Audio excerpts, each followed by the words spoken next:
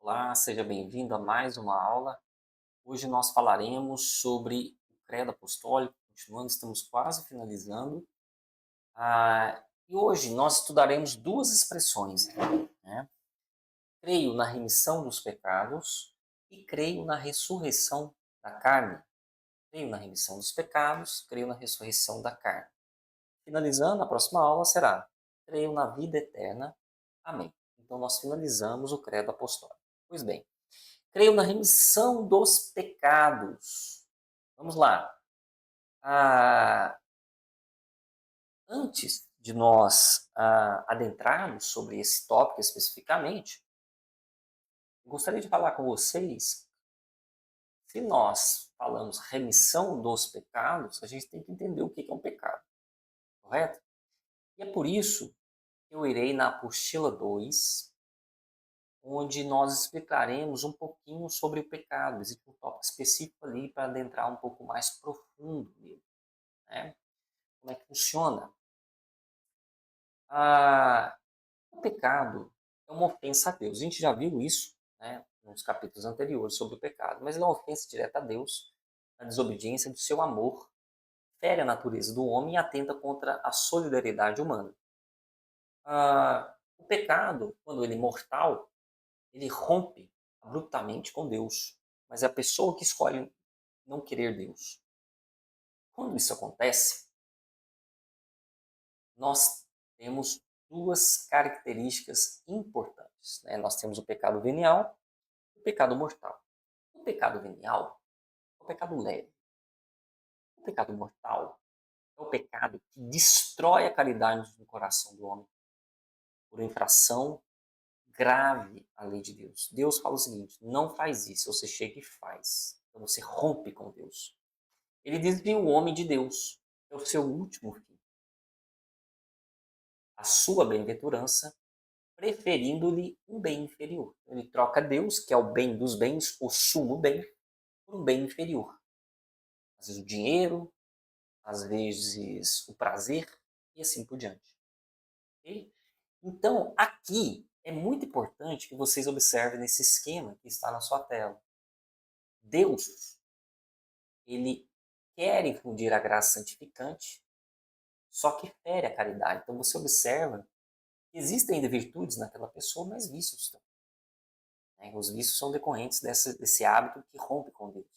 Agora, quando rompe abruptamente com Deus, por meio do pecado mortal, perceba que os vícios são maiores, a virtude ela é bem pequenininha e mata, aniquile totalmente a caridade. Deus quer acessar você, mas ele não consegue, porque o seu coração, o seu livre-arbítrio não permite. Okay? Como que a gente resolve isso? Como que a gente vai para a repescagem? Aproveita isso aqui, ó, que está na tela de você. Cara. Olha só, por meio do sacramento da confissão. O sacramento da confissão consiste em reconhecer seus pecados, sejam eles veniais ou mortais. A partir do reconhecimento, você tem que saber se você arrepende ou não deles. Depois você os confessa. Você suplica para Deus, por exemplo, meu Senhor e meu Deus, tenha piedade de mim, sou pecador, que é o ato de contrição. O padre fala, eu te absolvo em nome em nome dos teus pecados, em nome do Pai, do Filho e do Espírito Santo. Amém. Porque eu te absolvo, porque não Cristo te absolve. Porque o padre, ele age naquilo que a gente chama de persona Christi. Isso que está aqui, ó. Persona Christi. Ou é porque Deus utiliza aquele padre naquele exato momento e ele está como representante de vigário de Cristo. E depois o padre passa a penitência. Isso é o sacramento da confissão. São esses passos. Vamos lá. Primeiro você reconhece os seus pecados, como está aqui na sua tela. Depois você arrepende. Depois você confessa-os. Depois, você confessando para a persona Christi que está à sua frente, que é o Padre, você suplica a ele um ato de contrição. O Senhor, meu Deus, tem piedade de mim que eu sou pecador, por exemplo. Depois o Padre, ele te absolve, eu te absolvo dos seus pecados, não do Pai, do Filho e do Espírito Santo também. E por fim, a penitência. Por que a penitência? Porque nós somos seres carnais e nós dependemos de atuar na realidade para que a gente consiga santificar-se. Ok? Bem, este é um conceito leve, uma pincelada sobre o conceito de pecado, sobre o conceito de remissão. E daí adentramos propriamente o nosso capítulo, cujas perguntas estão o seguinte: mas peraí, a igreja pode mesmo perdoar os pecados?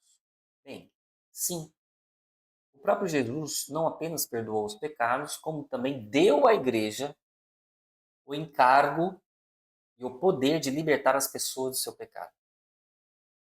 Através do serviço do sacerdote, é concedido o perdão de Deus, aquele esqueminha que a gente viu. Através do sacerdote é concedido o perdão de Deus, pelo que a culpa é perfeitamente apagada, como se nunca tivesse existido. O sacerdote só pode fazer porque Jesus o fez participar de seu próprio poder divino para perdoar os pecados. É exatamente aquele esqueminha. Esse esqueminha aqui, ó.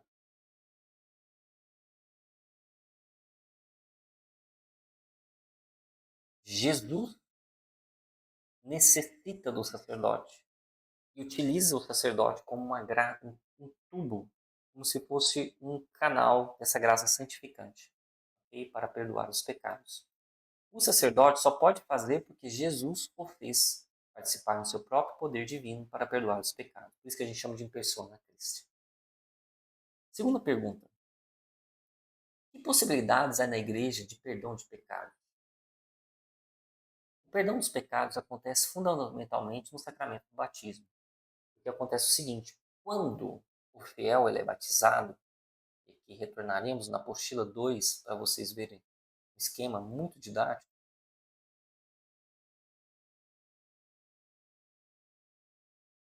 olha só.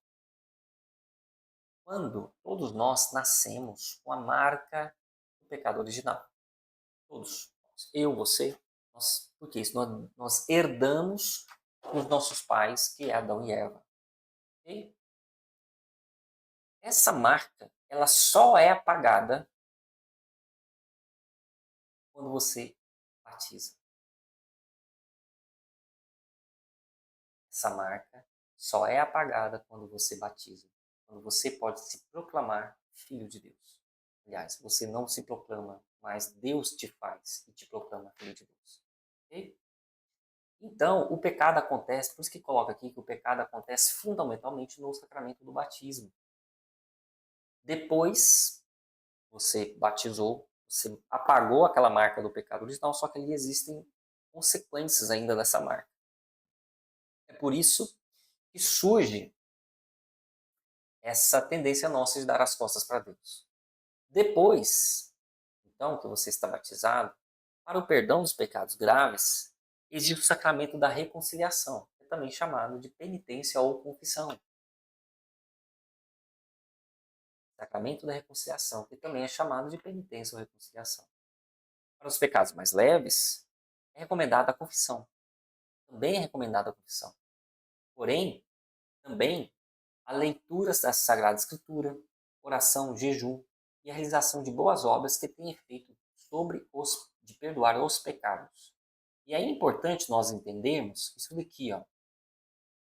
E o sacramento, isso na apostila 2, ok? O sacramento da confissão é exatamente aquele esqueminha que a gente viu, onde, onde nós temos o processo de reconhecimento do pecado. Lembrando que o pecado, para ele ser pecado grave, tem que ter três pré-requisitos. Okay? Primeiro pré-requisito, ser pecado grave. Segundo pré-requisito, ter consciência daquilo é pecado grave.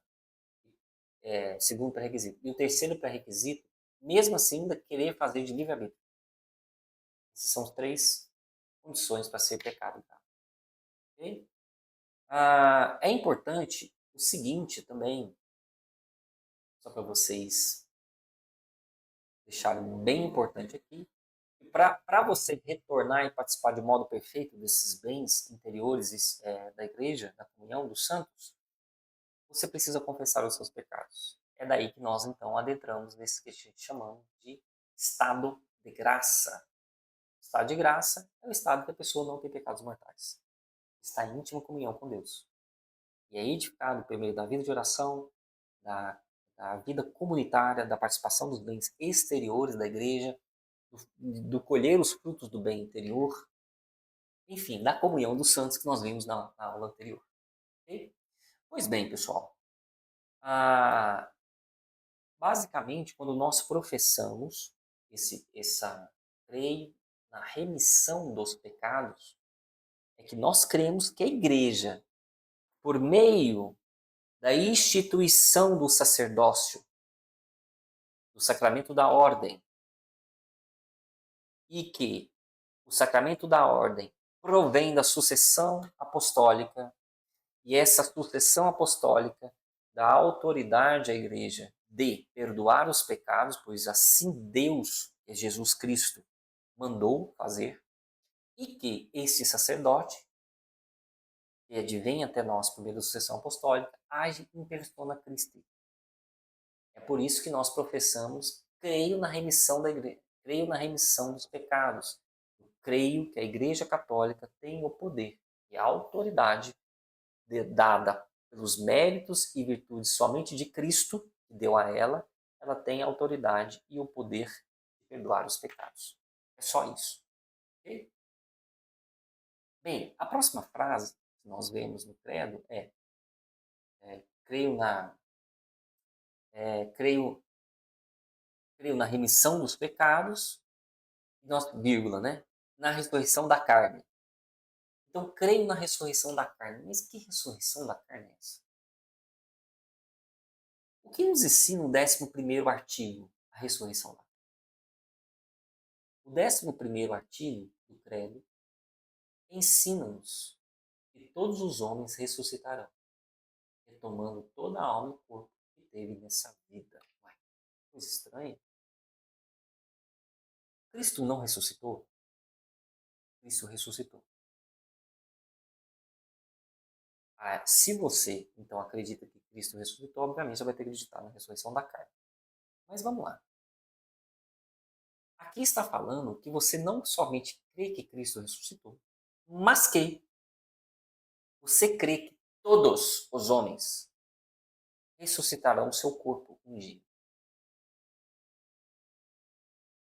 Por que cremos? Vamos para a próxima pergunta. Por que cremos na ressurreição dos mortos?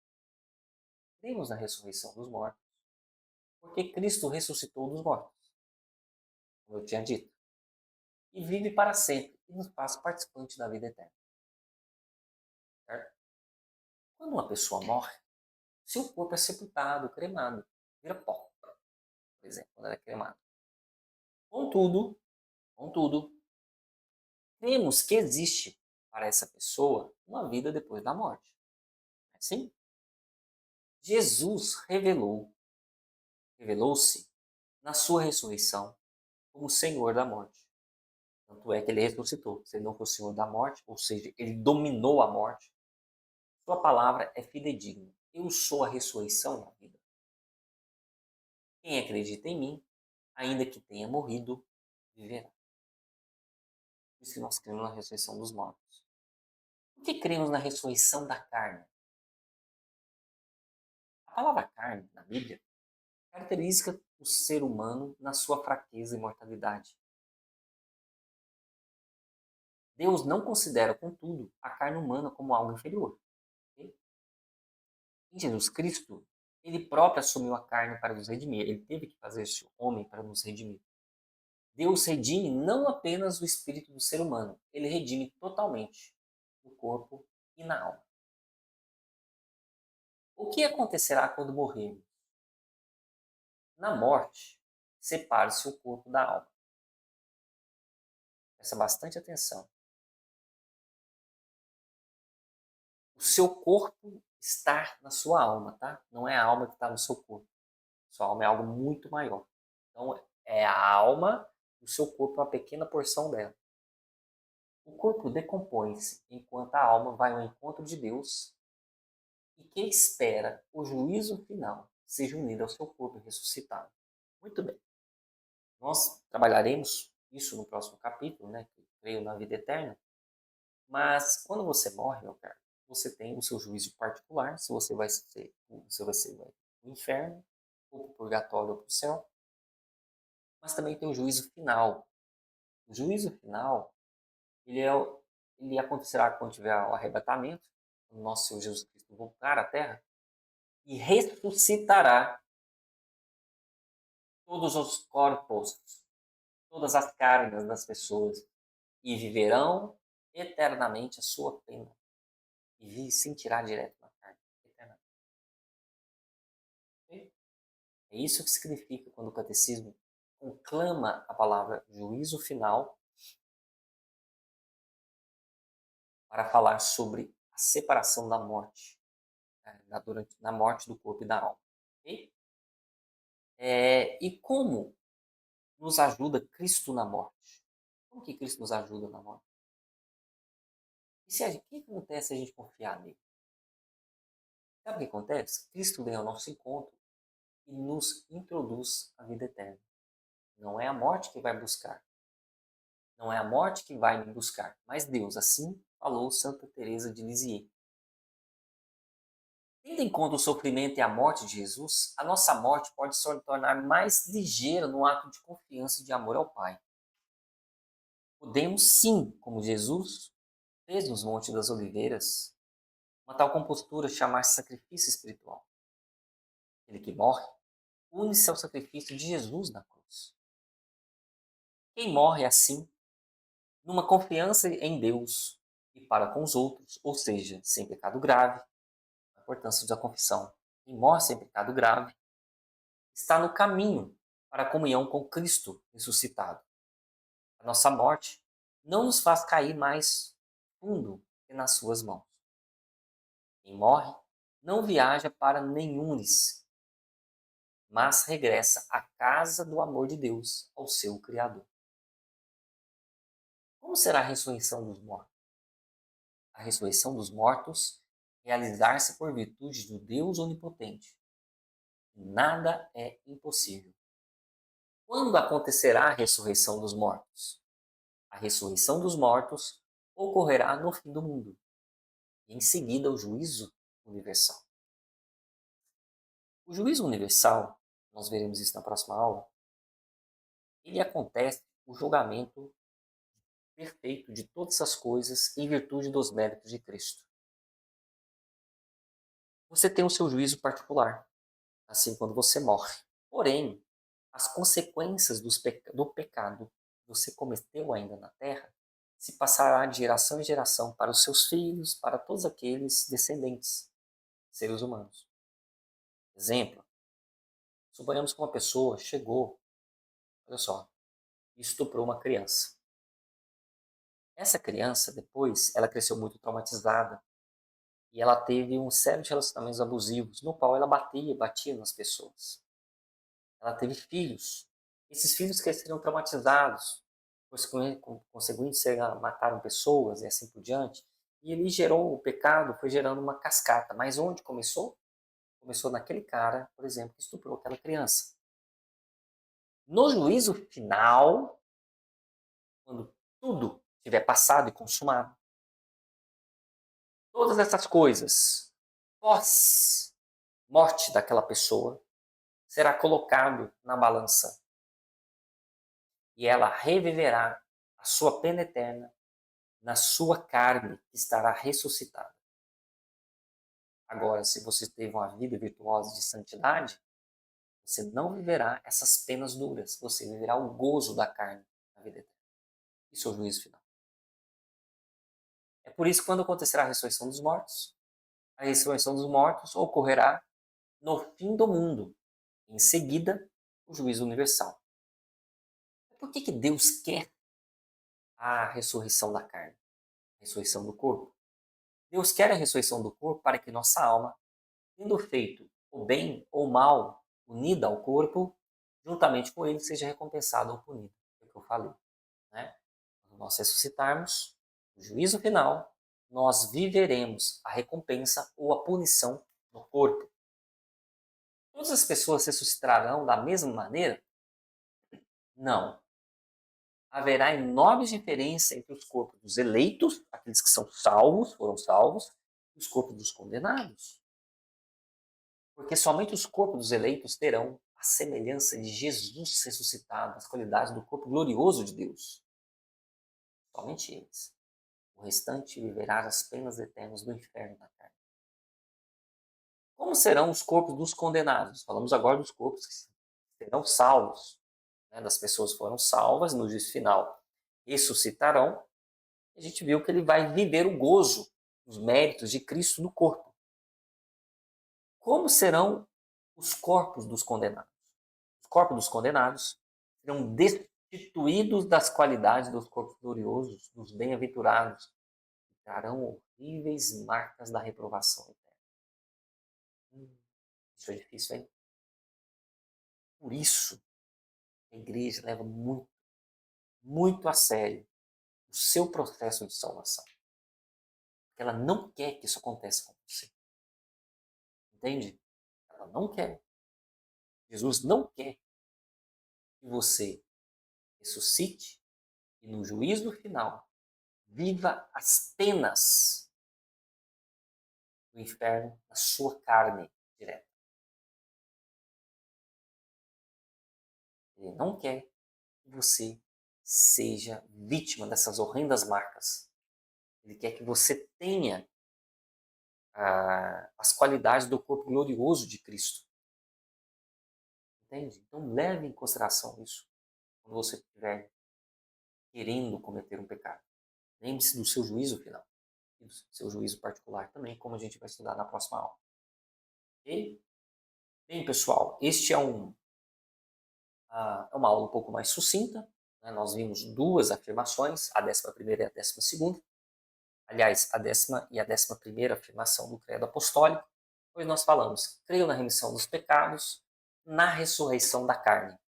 Ressurreição da carne, esse é um tema que talvez poucas pessoas saibam, mas é que você acredita, como católico, que ressuscitará um dia e que colherá o seu juízo universal os méritos ou as punições dos seus pecados ainda em vida. Ok? É isso, pessoal. Espero que tenha contribuído com você essa aula, te edificado espiritualmente, e você cresça mais na sabedoria da doutrina da Santa Igreja Católica, como um bom católico. Ok?